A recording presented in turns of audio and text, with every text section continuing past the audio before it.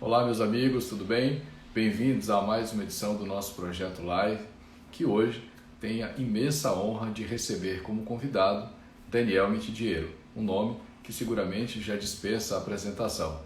Não é possível se falar de processo civil sem passar pelos textos do professor Daniel Mitidiero, que é pós-doutor em Direito, doutor em Direito pela Universidade Federal do Rio Grande do Sul, professor associado por lá mesmo na universidade, na graduação, no mestrado e no doutorado, um autor com mais de 30 livros publicados, e aí vale destacar o Prêmio Jabuti, concedido em 2009 e 2017, é advogado, membro do IBDP, do Instituto Association of Procedural Law. Já vejo aqui o professor Daniel Mitidiero. A casa já está cheia, né? Vocês sabem que eu sempre inicio a transmissão um pouco antes, mas aqui a lotação foi automática. Como o nosso convidado já está no recinto, cada minuto com ele é valioso, já vou adicioná-lo e a gente começa o nosso bate-papo. Lembrando, tem live é precedentes.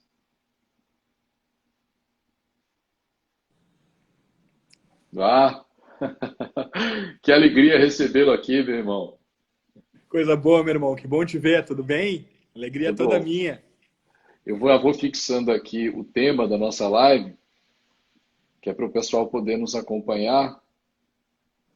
Eu estava aqui lendo o teu currículo, a gente ia precisar de uma live só para isso, né? Meu irmão, cumprindo aqui as formalidades, na abertura de cada uma das transmissões que faço, ressalto que esse projeto só se realiza pela generosidade dos amigos, dos professores, colegas, doutrinadores, que gentilmente cedem aí o seu espaço, o seu conhecimento, para que a gente possa, por meio das transmissões, levar, não é, crítica leve e atualizada nesse momento de isolamento. Eu dizia há pouco, que não é possível se falar de processo civil sem passar pelos teus textos e por esta razão, eu sei que hoje nós vamos aprender muito e em nome de toda essa legião que já nos acompanha, de alunos, professores, pesquisadores e advogados, eu já deixo aqui o meu mais sincero agradecimento pela tua disponibilidade. E dizer que para mim é uma honra sempre poder dialogar e aprender contigo, tu sabes, eu sou fã mesmo de carteirinha, porque eu penso que você colabora decisivamente para o aprimoramento das instituições, principalmente das cortes superiores. E aí eu queria, antes de lhe ceder a palavra, ia divulgar os teus livros, mas vou dar destaque aqui, se tu me permites, ao livro de cortes, né? Então, para a galera que está chegando agora, eu vou deixar um aviso. Ó, acabou a live, você vai aqui na bio do meu Instagram, tem lá um link, e clicando nesse link você já terá acesso a essa recomendação bibliográfica. Você já tem acesso ao site da editora para adquirir o livro do professor Daniel Mitidiero sobre cortes. Tá bom? Dito isso, meu amigo, a palavra é sua para as considerações iniciais. Muito obrigado, Marcelo. Pô, eu quero dizer que é uma grande alegria estar contigo. A admiração é recíproca. Eu vou confessar aqui que logo quando começou a temporada de lives, eu estava um pouco preocupado. Eu não tinha participado de nenhuma live ainda. E o Marcelo, Daniel, vamos participar. E eu disse, olha, cara, deixa eu me ambientar, porque eu não quero fazer feio na live contigo. E ele foi super generoso em me alocar agora na segunda temporada. Então, Marcelo, muito obrigado por poder estar aqui contigo conversando sobre esses temas. O tema dos precedentes é um tema da mais alta importância. O tema das Cortes Supremas é um tema da mais alta importância. E eu realmente fico lisonjeado que a gente consiga, de uma maneira leve, de uma maneira tranquila, levar um debate que realmente é determinante para o futuro do nosso país, para o maior número de pessoas interessadas. Muito obrigado mesmo, de coração. Imagina, eu que agradeço. Ó, meu amigo, eu conduzo a live no formato de entrevista para lhe franquear a palavra por mais tempo, né? Você é a grande estrela da live, eu farei aqui 6 ou 7 provocações só para a gente conduzir o raciocínio, mas o espaço é todo seu. Eu também registro que, como o nosso público aqui ele é bem diversificado, nós temos de doutores, pós-doutores a graduandos, as primeiras provocações têm um cunho mais didático, para que todo mundo possa acompanhar aí o teu raciocínio, que é um raciocínio sofisticado, tu sabes, mas para que a gente possa alcançar o maior número de pessoas. Então, eu já vou lhe fazer uma primeira provocação para otimizar o nosso tempo. Você é um dos autores que, em processo civil, sempre deixou clara a preocupação de promover uma leitura, mas com muita bagagem histórica, filosófica e crítica do direito, que é um dos teus diferenciais, me permita. Então, eu já queria uma primeira provocação. Qual é a importância, Daniel, desse paradigma filosófico para a gente compreender os precedentes? Já considerando uma lição tua de que esse tema sequer pertence ao processo civil. A gente tem que dar um passo atrás, porque ele pertence lá vai para a teoria geral do direito. Então, isso já me parece deixar muito claro que para aprender precedentes não basta só estudar processo civil, porque isso não é um tema que pertence à nossa disciplina. Então, qual a importância desse paradigma aí para a gente compreender os precedentes? Verdade, Marcelo. Bom, eu acho que a gente pode ilustrar isso de diferentes maneiras, tá? Esses dias eu estava comentando com a Vitória aqui em casa que os Strokes gravaram um CD novo e uma das faixas lá do álbum é um diálogo claro com Billy Idol, né? Então, um diálogo claro com uma canção dos anos 80. Se a gente começar a prestar atenção nas coisas feitas pelas pessoas, como o direito é feito pelas pessoas, ele não é encontrado no reino animal, vegetal, animal, não é encontrado em reino natura, a gente vai sempre perceber que existe um diálogo cultural, né? Assim, pegar a arte, por exemplo, o Picasso pintou as meninas tendo como referência as meninas do Velázquez, e isso tinha um significado quando o Picasso fez isso. Eu acho que com o direito acontece a mesma coisa. Por que acontece a mesma coisa? Hoje mesmo no Instagram eu acabei fazendo também uma ligação entre dois livros, a Metamorfose do Kafka e do McKeevan, A Barata. Porque é um livro que tem a ver com outro, é um diálogo, né? Então, o direito, ele pertence a uma tradição. Então, a gente só consegue entender o direito dentro de uma tradição cultural.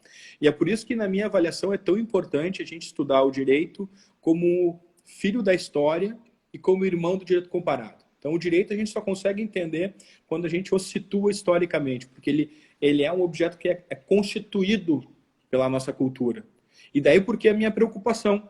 Daí porque, por exemplo, no meu precedente, eu acabei iniciando a abordagem do tema da supremacia do direito nas ordens jurídicas, como promover segurança, liberdade, igualdade, por aí afora, justamente comparando duas experiências, a experiência francesa e a experiência inglesa, e ver de que modo isso acaba repercutindo no modo pelo qual a gente tem que trabalhar na minha avaliação com esse tema. Perfeito. Eu vejo em muitos textos a preocupação que você tem com os pilares, e aí você vai mencionar a liberdade, a igualdade, a segurança jurídica. Você tem essa base, né? A partir daí você constrói diversos raciocínios.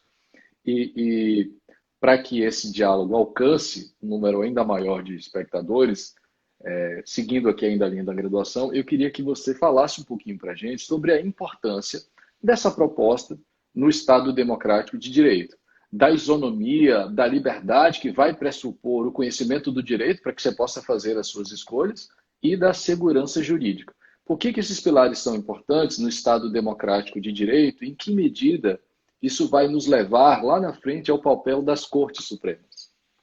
Esse ponto é central também, porque a gente não consegue estudar precedente como se isso fosse uma opção do legislador do Código de 2015, né? Como se fosse simplesmente mais um instituto, vamos até colocar dessa maneira por enquanto, de ordem processual. A gente já adiantou aqui que não é um instituto de ordem processual, mas vamos supor encarar o precedente como sendo um instituto de ordem processual que o legislador de 2015 inseriu no Código, visando as demandas repetitivas e por aí afora, seria, na minha avaliação, uma visão reducionista do problema do direito e de uma maneira de abordar o direito, né? Então, a primeira pergunta é: como é que a gente vive? A gente vive no Estado de Direito, a gente vive no Estado democrático de direito.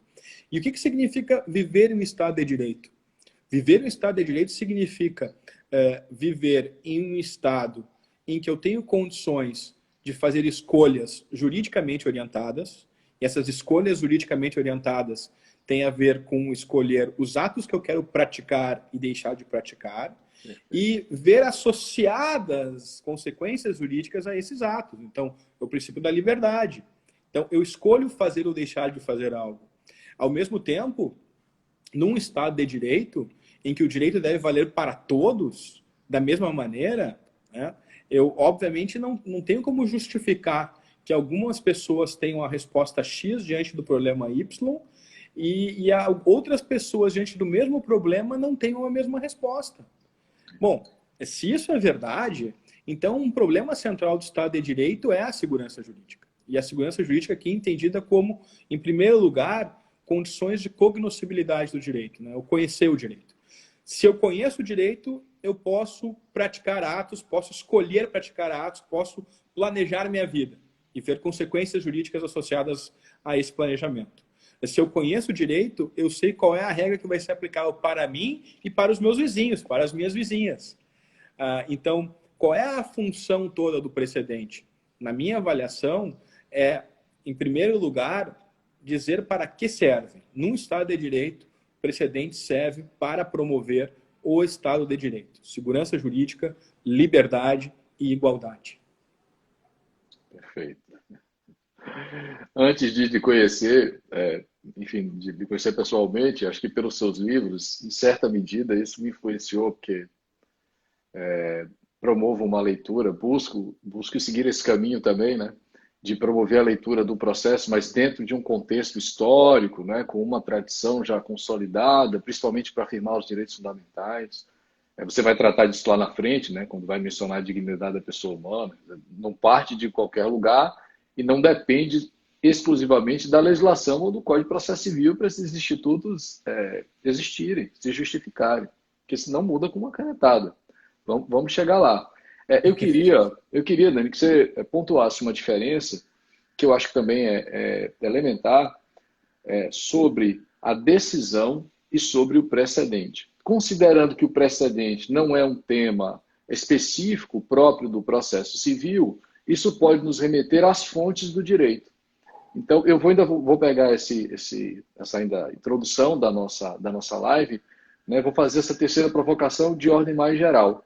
Qual seria a diferença entre a decisão e o precedente, considerando aqui a teoria geral do direito, a teoria das fontes do direito? Boa. Vamos lá. Eu acho que a gente pode, inclusive, conectar o tema da decisão e do precedente ao tema dos fins do processo civil. Isso fica ainda mais claro quando a gente conecta decisão, precedente e fins do processo civil.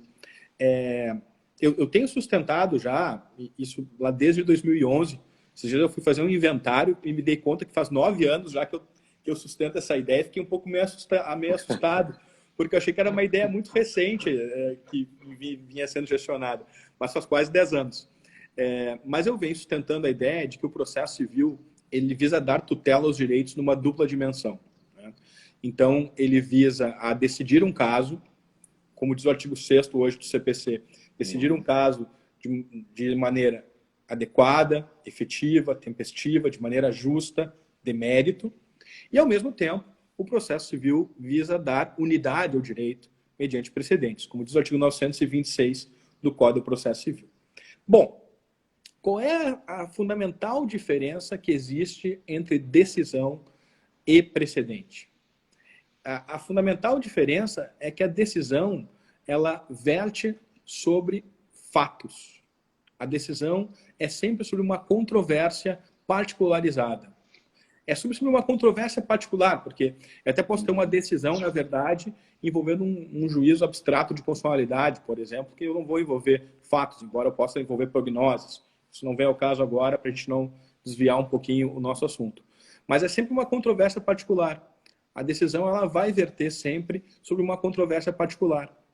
Ao passo que o precedente, ele não verte sobre uma controvérsia particular, mas verte sobre linguagem. Por isso que o precedente é uma metalinguagem, é linguagem sobre linguagem. Sobre linguagem. Verte sobre palavras e não sobre coisas.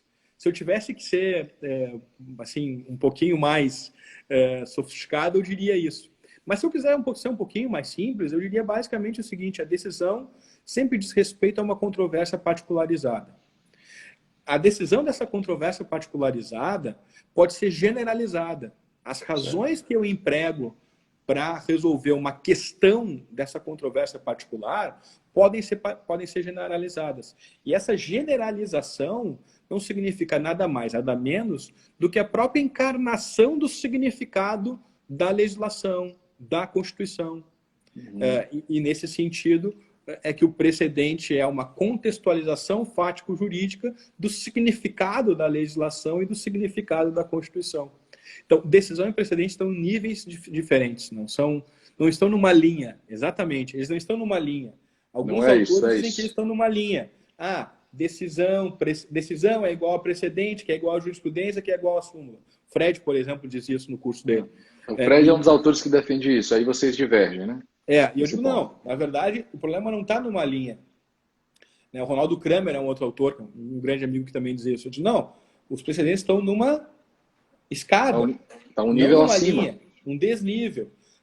O Zanetti sustenta isso também, o Marinoni, enfim. E eu acho que esse é um ponto muito importante para a gente conseguir depois continuar o raciocínio, ligando o tema, por exemplo, do precedente a um tema das fontes, um tema da teoria do direito, um tema que está envolvido precisamente com aquilo que é o significado do direito no seu momento de metodológico, no seu momento de concretização, de interpretação, de aplicação. E acho que esse ponto é um ponto muito feliz como ponto preliminar, Marcelo. Acho que vale a pena sublinhá-lo mesmo. Aqui você, falando da teoria do direito, da filosofia do direito, e falando sobre linguagem, você enaltece isso também, né? Vai fazer um apanhado histórico e você vai, obviamente, falar de Kelsen. Kelsen já dizia, olha, o problema do século XX aí, do que vai daqui para frente, é de previsibilidade. Porque você tem a indeterminação da linguagem. Você vai passar por Hart e você cita, se não me engano, Giovanni Tarello, que vai sustentar que, olha, a norma aqui agora já aparece como resultado da interpretação sobre o texto. Então, essa me parece, Dani, uma discussão muito relevante, né, que a gente já deve ter já no início da live, no início do curso, né? No início da graduação, para que lá na frente a gente possa compreender com mais tranquilidade o que é um precedente, né, para que serve a reclamação, quais são as hipóteses. Eu acho que tudo isso pressupõe um conhecimento sedimentado do que seja decisão, do que seja precedente, do que a gente deve encarar como norma. Essas são discussões importantes que, embora pertençam a uma teoria geral do direito, eu penso que devem mesmo também ser incorporadas. A gente deve promover esse debate na seara do processo civil. Porque sem essa informação, você tem dificuldade de compreender e aplicar, inclusive de respeitar os precedentes lá na frente. E você é um dos autores que faz você promove esse diálogo, você tem essa preocupação. Eu costumo dizer o seguinte, né, Marcelo? Às vezes a gente é apresentado a interpretação do direito de acordo com aquela noção mais básica. Tipo, olha, o que é uma decisão? A decisão é um silogismo. É uma norma que encontra um fato e dessa norma que encontra o fato eu tenho a solução de um caso. Bom, isso até é verdade, porque nós raciocinamos de uma maneira silogística, né? O silogismo ele é importante. A questão toda é que ele é insuficiente. A questão toda é que eu preciso de mais coisas, eu preciso questionar as premissas que eu emprego, né? Então, os textos normativos, eles são equívocos, as normas são vagas. E a tarefa da metodologia do direito é justamente reduzir essa indeterminação. E qual é a grande ferramenta para reduzir essa indeterminação? É a interpretação.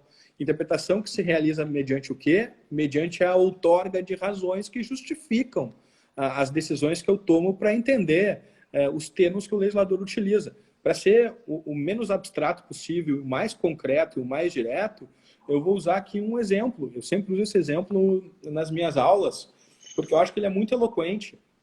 A nossa Constituição diz que a casa é o asilo inviolável do sujeito, artigo 5º, inciso 11 da Constituição. Bom, casa é um termo que nós não temos dúvida a respeito do seu núcleo central, né? Casa é onde a gente mora. Agora a gente pode começar a problematizar, né? Será que um quarto de hotel é casa? Bom, eu precisaria talvez de algum mais dado. Um quarto de hotel ocupado é casa? Um quarto de hotel desocupado é casa? O consultório do médico é casa? Escritório do advogado. Escritório do advogado. Exato. E, então, vejam que quando eu começo a perceber isso, eu começo a perceber que a norma que vai reger o meu caso é a norma que vai ser resultado de uma decisão sobre o significado do termo casa.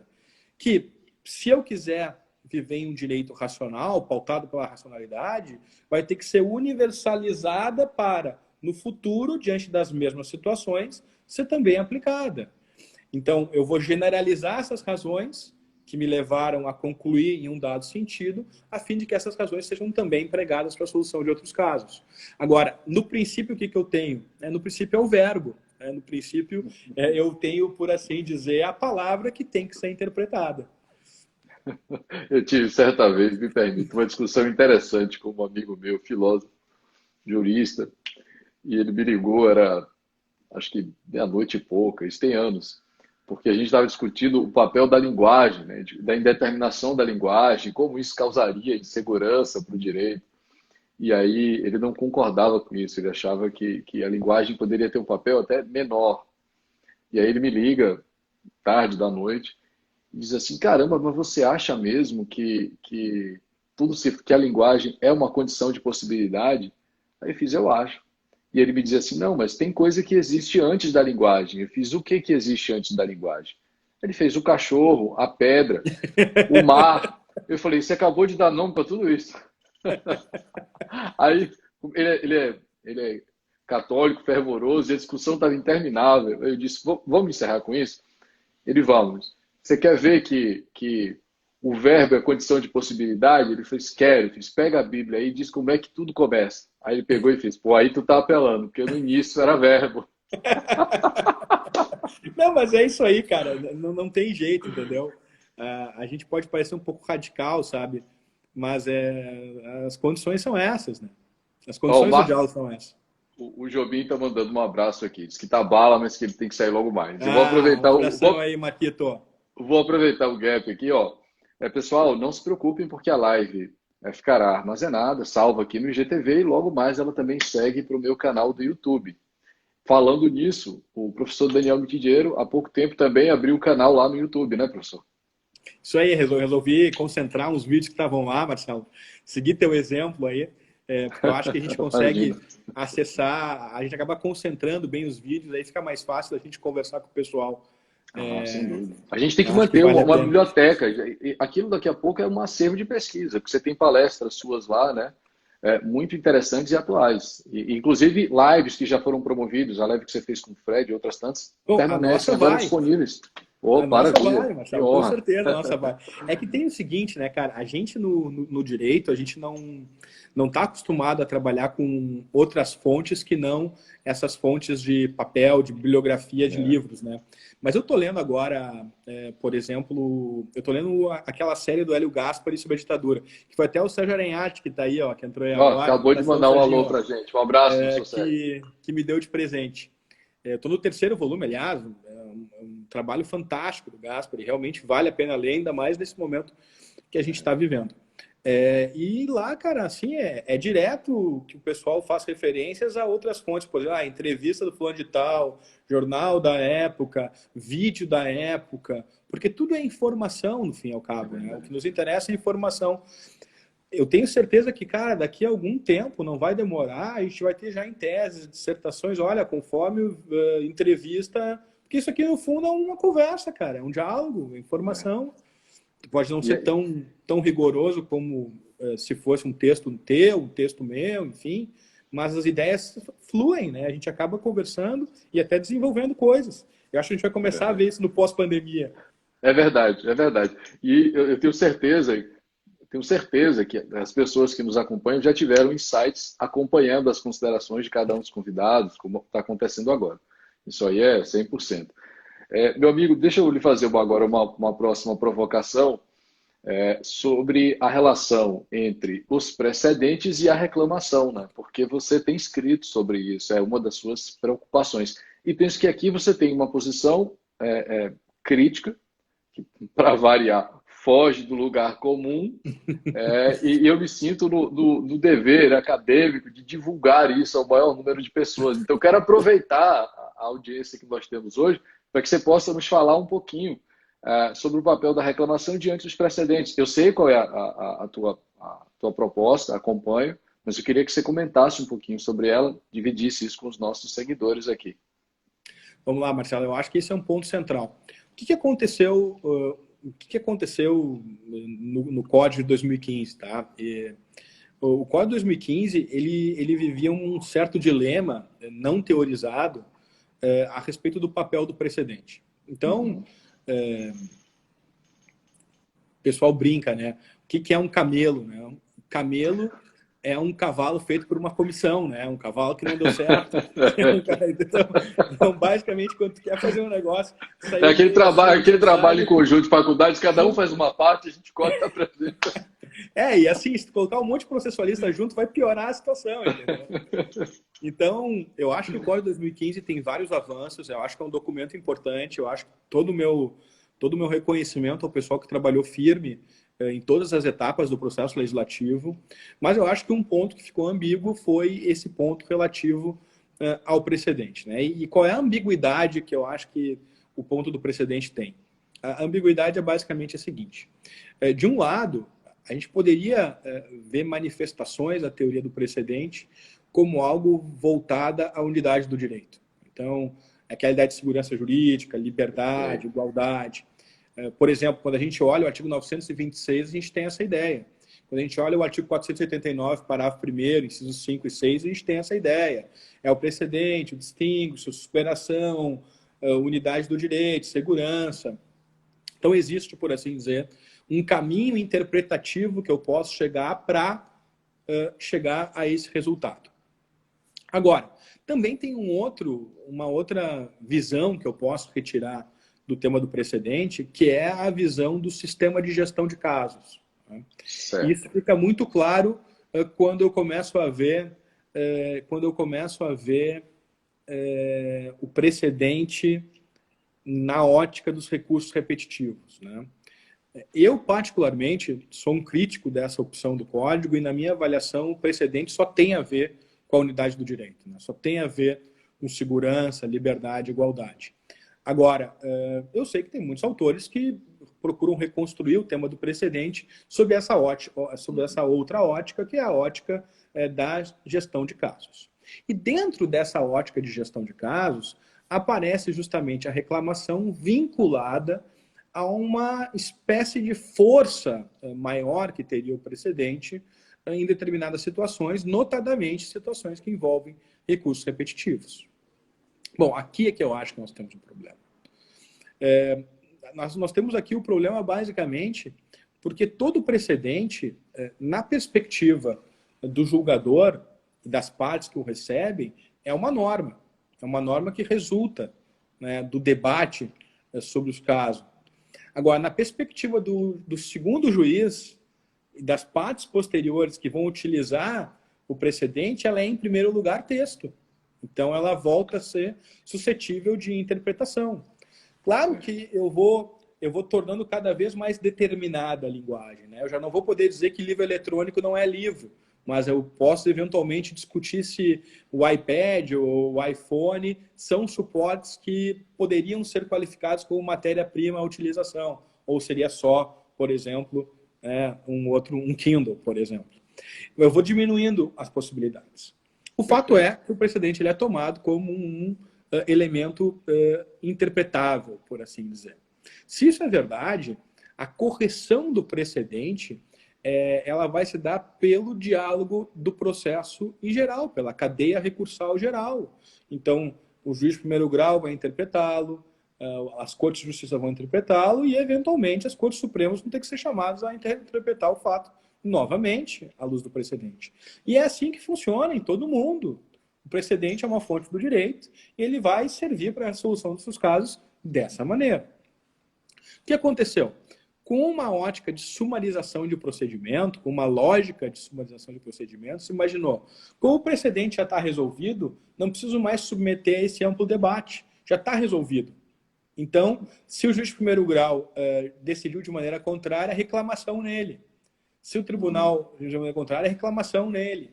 Só que, na verdade, isso acaba fazendo com que o Supremo e o STJ tenham que rejulgar o caso. Isso é um absurdo, porque isso vai contra toda a ideia de que as cortes supremas devem ser cortes que julgam a partir dos casos, e não os casos. Né? Ou seja, que trabalham menos para trabalhar melhor. Então, esse é um ponto fundamental dessa questão. E o que acontece a partir daqui? Se isso é verdade, então eu não tenho como fechar a porta da reclamação, fechar a porta do recurso especial e abrir a porta, fechar a porta do extraordinário especial e abrir a porta da reclamação. Eu vou ter uma avalanche de reclamações no Supremo e no STJ. E, aliás, a ideia de que aqui o precedente já nasce com uma etiqueta não faz com que o Mazola trouxe aqui agora. Valeu, Mazola. Um abraço aí, Mazola. Não faz com que o problema seja resolvido, porque ainda assim ele é suscetível de interpretação. Tem casos no Supremo Tribunal Federal que as partes continuam debatendo a respeito daquilo que foi efetivamente julgado. E mesmo quando o Supremo enuncia uma tese, que hoje é a nova técnica é uma técnica que eu chamo de técnica empática do Supremo, né? O Supremo lá, empaticamente com as partes, vai lá e anuncia a tese, ainda assim eu posso ter um controle de correção daquela tese à luz daquilo que foi efetivamente julgado. Então, para encurtar essa história, que é uma história grande, me parece que a reclamação tem que ser destinada tão somente para fazer com que se atenda àquilo que já foi decidido e não pode voltar a ser discutido, ou seja, a decisão de um caso. Quando é que isso pode ser diferente? Isso pode ser diferente quando o precedente estiver estampado numa súmula vinculante. Por quê? Porque a Constituição disse, olha, nesse caso, o Supremo vai ter que julgar de novo. E veja, não por acaso, Marcelo, o Supremo se deu conta disso e parou de fazer súmulas vinculantes, né? Tem poucas. Por quê? Porque senão ele ia inviabilizar o trabalho. O Supremo ele é o aplicador da súmula vinculante. Ele o maior número de súmulas vinculantes. Não tem cabimento. E aí, é claro, uma discussão que eu acho que a gente pode aproveitar a teoria do direito aqui para fazer é que existe uma regra na Constituição que diz reclamação visa a tutela da decisão. Reclamação visa a tutela do precedente estampado em súmula vinculante. O que o Supremo vem fazendo excepcionalmente existem situações em que cabe reclamação para tutela do precedente que não está estampado em súmula vinculante, ou seja, ele supera a regra, supera a necessidade de súmula vinculante. E é tão somente aqueles casos vinculados à liberdade de expressão. Tão somente os casos ligados à liberdade de expressão. Por quê? Porque é um valor fundamental da democracia. Aqui veio o ponto fundamental. O Supremo vem dizendo, olha, é um valor fundamental da democracia que não pode, por assim dizer, que não pode esperar, que é muito urgente.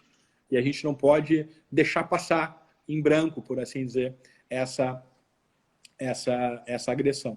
Então, eu acho que essa reconstrução é uma reconstrução sofisticada e que merece uma atenção. Ela trabalha com derrotabilidade de regras, trabalha com essa ideia de que as decisões vertem sobre controvérsias, já o precedente verte não sobre controvérsia, mas sobre palavras, né? Então, eu acho que vale a pena a gente ter atenção aqui e, sobretudo, porque essa é uma distinção que ajuda as cortes a trabalharem menos para trabalharem melhor. Aí a gente teria... Isso é fundamental. Perfeito. Isso casa também com o que você defende no teu livro Cortes, de Cortes Superiores e Cortes Supremas. Aí vamos tentar fazer um link, porque no início da nossa transmissão você já falava que o processo civil hoje tem pelo menos duas funções, não apenas aquela tradicional de julgar casos, né, de aplicar o direito ali ao caso concreto, mas também de atribuir unidade, de conferir unidade ao direito. E aí você vai utilizar a dignidade da pessoa humana e a segurança jurídica no emprego da tutela dos direitos. Então, quando você tem esses dois, vou chamar aqui esses dois vetores, a dignidade da pessoa humana e a segurança jurídica, com uma dupla finalidade, que não é só de aplicar, dizer o direito ao caso, construir o direito ali para o caso, mas também de entregar ao direito unidade, é possível se falar, então, em papéis diferentes para as cortes superiores e para as cortes supremas, que é uma das coisas que você defende no teu livro. Aí eu vou te perguntar, seguindo essa linha, processo com uma dupla finalidade, tendo por vetores aqui, dignidade da pessoa humana, segurança jurídica, você tem ali o direito ao caso e a unidade do direito, que poderia chegar aí por meio dos precedentes. Fora a previsão da reclamação para não aplicação da súmula vinculante, que está prevista na Constituição Federal, Outras hipóteses previstas em leis ordinárias seriam inconstitucionais? O 927, por exemplo, do Código de Processo Civil, como é que você vê essa ampliação da possibilidade de reclamação por se entender que tudo ali é precedente? Aí já entra um outro problema, né? Eu acho que é uma pergunta também muito interessante, Marcelo. O que acontece basicamente aqui é o seguinte: o meu argumento, e veja, esse livro que eu escrevi, vai sair, esse livro sobre reclamação que eu escrevi, ele vai sair agora em setembro pela editora Revista dos Tribunais, tá? É um livrinho curtinho, 100 páginas, que eu vou direto a esse ponto. E eu só me ocupo da reclamação nas Cortes Supremas. Eu não me ocupo da reclamação nas Cortes de Justiça, cujas hipóteses estão lá no artigo 927. Basicamente, o meu argumento é que a Constituição brasileira só autoriza a reclamação para a tutela da decisão e não para a tutela do precedente.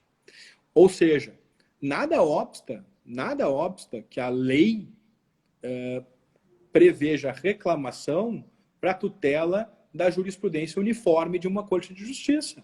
Certo. Isso pode acontecer. Por exemplo, uma orientação oriunda de uma Corte de Justiça, de um TJ ou de um TRF, é passível de ser reafirmada em reclamação, porque assim o diz o artigo 927, oriunda de um IRDR, porque assim o diz o artigo 927. Há inconstitucionalidade aí? Não há. E não há por uma razão simples, porque a competência dos TJs não está prevista na Constituição Federal. Porque a competência recursal do TRF é ampla, então também não está prevista. Então, eu não tenho nenhum problema em ver a ligação entre reclamação e jurisprudência uniforme, ou orientações de RDR. O meu único problema diz respeito à reclamação nas Cortes Supremas, porque aí não há autorização constitucional, salvo a hipótese súmula vinculante. Salvo a hipótese de súmula vinculante, as outras seriam para as decisões e não para o que você pode considerar como precedente, cuja única autorização constitucional está na súmula vinculante. Salvo se fosse um caso excepcional, como você estava colocando aqui, você vai para a derrotabilidade. Em que eu tenho que derrotar a regra da súmula vinculante. É isso. Derrotar Perfeito. pontualmente a regra da súmula vinculante, né? Sem abalar a compreensão do sistema como um todo. Perfeito, meu amigo. Eu tenho aqui uma consideração, né? Eu já recebi 10.000 mensagens aqui, meu querido amigo Daniel, e várias perguntas. Vou replicar uma ou duas, porque é o que é possível, infelizmente, por conta do tempo. O Bruno diz aqui, qual o impacto da ausência de fundamentação ou má fundamentação das decisões judiciais no sistema de precedentes? E vou aproveitar o gancho, porque a nossa querida Rainha Tereza já disse que você tinha que falar da modulação. Ela disse, não, ele é fantástico sobre isso, você tem que falar. Pede para ele para falar da modulação. Eu disse, sim, senhora. Vamos lá. Marcelo, vamos. Bom, primeiro, né? O precedente ele só se forma quando eu tenho a confluência de fundamentos da maioria ou da unanimidade sobre a mesma questão. Então, o precedente ele não é a solução do caso, né? Eventualmente, eu posso ter uma decisão de um caso sem a formação de um precedente. Por quê? Porque os julgadores não confluíram nas razões que levam à solução do caso X, da questão Y, embora tenham todos chegado à conclusão que o recurso tem que ser provido. Então, assim, se eu tenho uma fundamentação que não é convincente, vamos colocar dessa maneira, tá? Porque eu não sei se foi essa a pergunta, que não é a melhor, a solução não é a melhor, a fundamentação não foi convincente, mas foi unânime ou por maioria sobre o ponto específico, eu posso ter um precedente, não há nenhum problema. O ideal é que não seja assim, mas o precedente vale pela autoridade, né? E não pelas boas razões. Então, acho que esse talvez seja o ponto que o colega acabou explorando. O Bruno queria explorar isso. A ausência ou a má fundamentação para a formação dos precedentes. Você já tratou. Então, sim, na minha opinião, precedente tem a ver com a autoridade, né? Não tem a ver com as boas razões. Eu me afasto aqui da ideia de precedente que era bastante corrente lá no século XVII até o final do século XIX na Inglaterra. de que o precedente ele vale pelas boas razões, né, e pode ser afastado quando absurdo ou injusto. Não. O precedente ele vale pela autoridade. Isso empresta mais segurança jurídica, inclusive. Essa é a ideia. Porque senão você fica refém da argumentação. Exatamente. Aí você pode, inclusive, comprometer a segurança jurídica. É, Perfeito. se tu chega à ideia de que o precedente ele é meramente persuasivo, né, que o juiz aplica se quiser, porque o precedente persuasivo é isso. Se eu tenho que argumentar para dizer que eu não vou aplicar, eu posso não aplicar. Bom, então se eu posso não aplicar, então não tem nenhum valor, não tem valor obrigatório, não tem valor vinculante, né, como diz o Zanetti. Então acho que é Isso bem importante deixar isso claro. Esse é um cenário terrível, porque você compromete a segurança, a estabilidade, a coerência, a isonomia. Quer dizer, é um cenário terrível. Se for possível, meu amigo, eu sei que nosso tempo está se encaminhando para o final aqui. Queria que você falasse um pouquinho sobre a modulação. Vamos atender um pedido aqui especial. A Vamos gente lá. ainda tem uns 10 minutos, acho que dá tempo, sim. Tu sabe que as mulheres estão dominando, sempre dominaram o mundo, né? Mas no tema Sempre. da modulação é especial. A Tereza tem um livro maravilhoso sobre modulação. A Ana Paula Ávila, que não sei se ela está aí ainda, mas eu vi que ela entrou, tem um livro maravilhoso sobre modulação. E eu acabei também escrevendo um pouquinho agora sobre modulação, porque essa pandemia a gente fica em casa, não tem muito o que fazer, né? É comer e escrever. Comer, rezar e amar, comer, escrever e amar. Não tem muito o que fazer, né, cara? Então eu estou escrevendo, estou estudando bastante. Até a Vicky aí. A Vicky É está a primeira concordando cobaia, 100%. Ela está concordando a cobaia. 100% com essa sua rotina. Mas, enfim, eu acho que, cara, a modulação, aproveito para fazer realmente a propaganda desses dois livros que vale a pena, da Tereza e da Ana Paula, é um outro tema que não é muito bem tratado, né? Tem o tema do Ravi, o livro do Ravi também, o Ravi está aí excelente, sobre superação para frente. Eu acho que é um tema que a gente precisa amadurecer, sabe? Por quê? Porque a modulação dos efeitos da decisão em controle de constitucionalidade é uma coisa. Uhum. Artigo 27 lá da lei da DIN, isso é uma coisa. Tem a ver com decisão da controvérsia.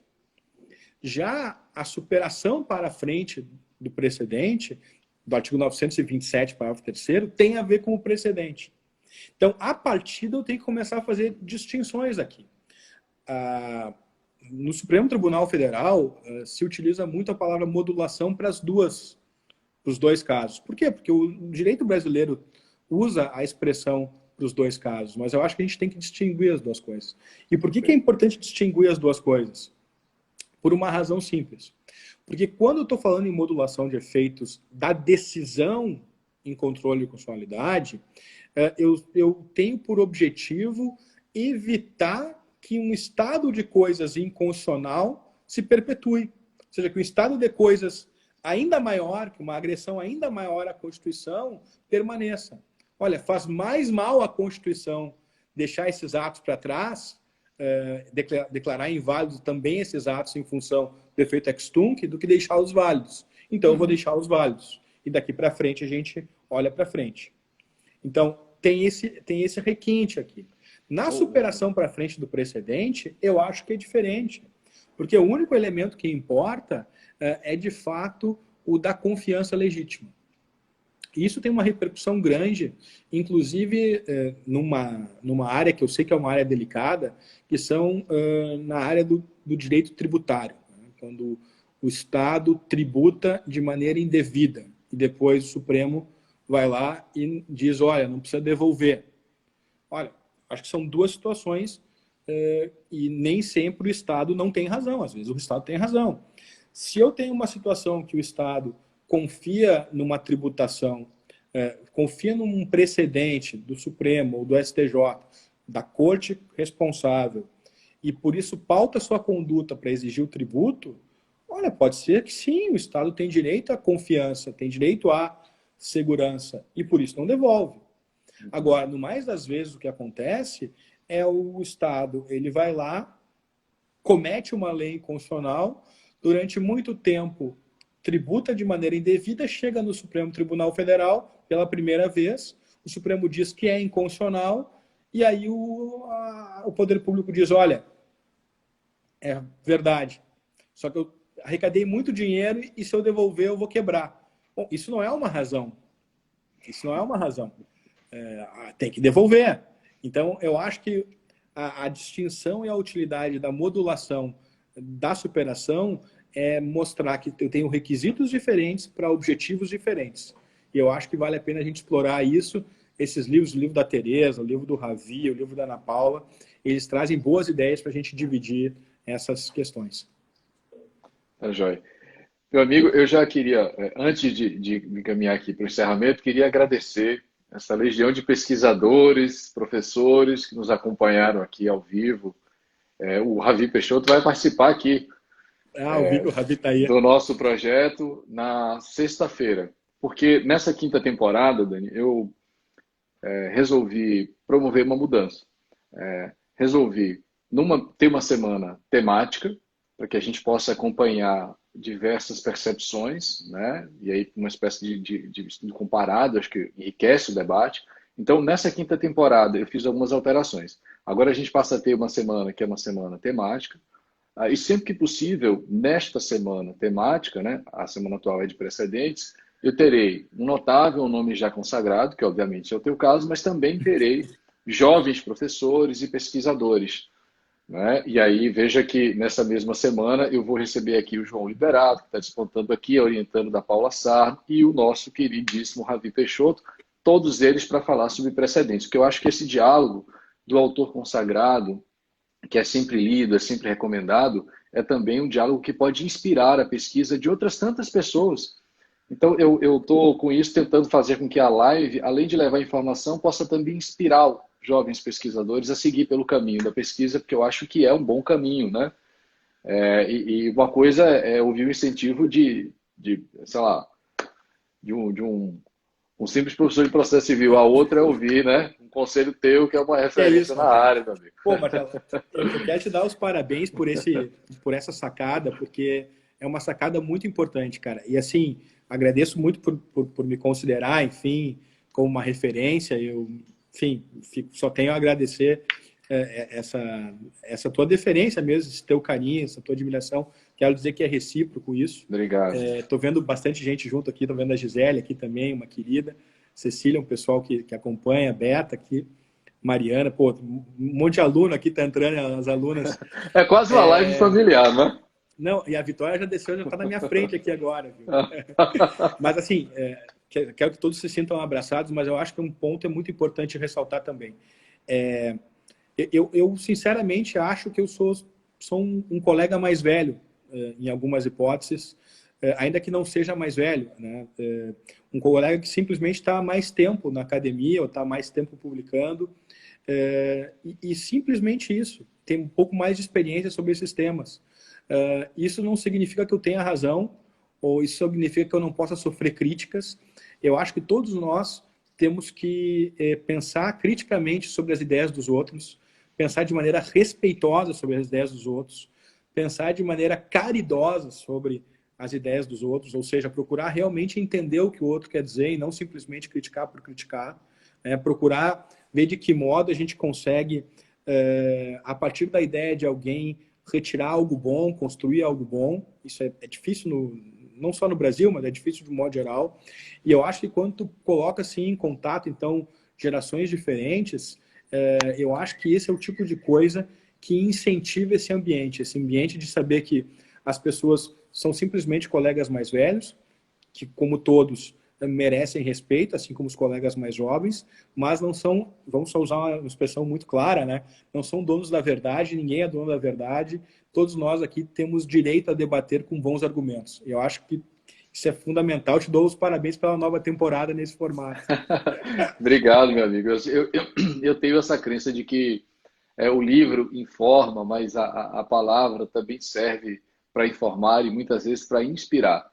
Porque muitos dos meus alunos, que de repente até esse momento só lhe conheciam pelos textos, hoje podem né, saber um pouco mais de ti e enxergar de forma muito evidente a sua generosidade, o que lhe torna ainda maior na minha opinião. Meu amigo, eu vou lhe conceder aqui 2 minutos para as considerações finais. Lembrando ao pessoal que nos acompanha que a live permanecerá disponível no IGTV e que logo mais ela subirá para o canal do YouTube, o meu canal, o canal do professor Daniel. Vocês puderam acompanhar essa brilhante exposição sobre os precedentes, está à disposição de vocês, né? Acho que já serve como material de pesquisa interessante. Meu amigo, dizer da minha alegria, da minha honra de poder recebê-lo nesse projeto live. A honra de poder recebê-lo e a alegria de poder, por esse instrumento, compartilhar suas ideias com todos os meus seguidores que puderam assistir essa live. A casa é sua, volte sempre, será sempre muito bem-vindo.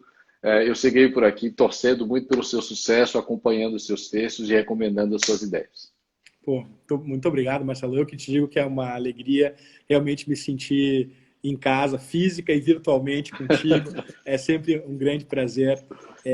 Eu quero te dizer que o tema do precedente é um tema em que a gente tem, mais do que qualquer outro, essa ideia de estipular definições. Eu procuro estipular a definição de Cortes Supremas, estipular a definição de precedentes, para que a doutrina possa realmente servir como um modo para ver como o nosso sistema está se desenvolvendo e para onde ele tem que ir.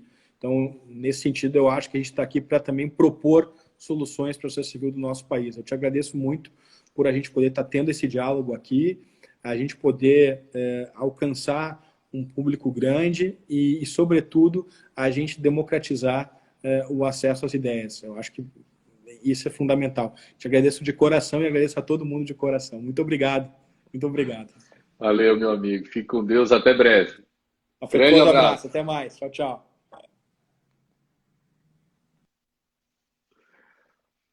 Amigos, encerramos hoje mais uma live incrível. Tenho certeza que todos vocês aprenderam muito sobre precedentes. Lembrando que nesta semana nós receberemos outros dois grandes professores, dois queridos, o Ravi Peixoto e o João Liberato, para tratarmos também sobre a temática dos precedentes. Vocês já estão mais do que todos devidamente convidados. Por hoje é só. Um grande abraço, fiquem bem. Fiquem em casa, fiquem com Deus. A gente se vê.